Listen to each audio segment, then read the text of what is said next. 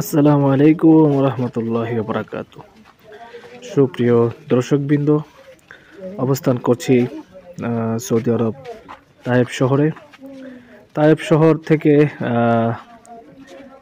একটু দূরে, একটু সাইড দক্ষিণে রয়েছে, যেখানে মসজিদ রাসুল রয়েছে। সেই মসজিদ রাসুলের পাশেই রয়েছে মসজিদে আলী, অর্থাৎ হজরত আলী রাদিয়াল্লাহু তাআলা আনহু যখন খলিফায় ছিলেন, তখন উনি ওই মসজিদ থেকে উনি রাষ্ট্রীয় কাজগুলো সম্পাদন করতেন।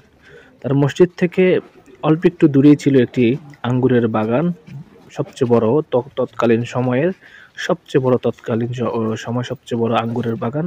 সে আঙ্গুরের বাগানের পাশেই রয়েছে যেখানে আমরা এখন যাচ্ছি, আপনারা দেখতে পাচ্ছেন, মসজিদে আদ্দাস। অর্থাৎ একজন সাহাবী ছিল, ওনার নামে নামকরণ করা হয়েছে মসজিদটির। তো এখানের এই মসজিদটির নামে হয়তো অনেক ইতিহাস রয়েছে, আমরা পুরোপুরি জানি না। তো প্রতিনিয়তই এখানে হাজিরা আসে এবং দেখার চেষ্টা করে। তো তাদের সাথে সাথে আমরাও যাচ্ছি।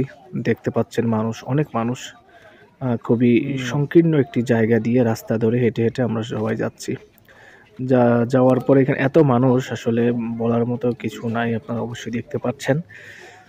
তো যেমনটা ভাবছিলাম, হয়তো ভিতরে মানে পুরনো দৃশ্য বা অনেক কিছু দেখতে পারবো, কিন্তু কোনো কিছু পুরনো কিছুই নেই। সবকিছু পুনর্নির্মাণ করে সবকিছু নতুন রূপ দেওয়া হয়েছে।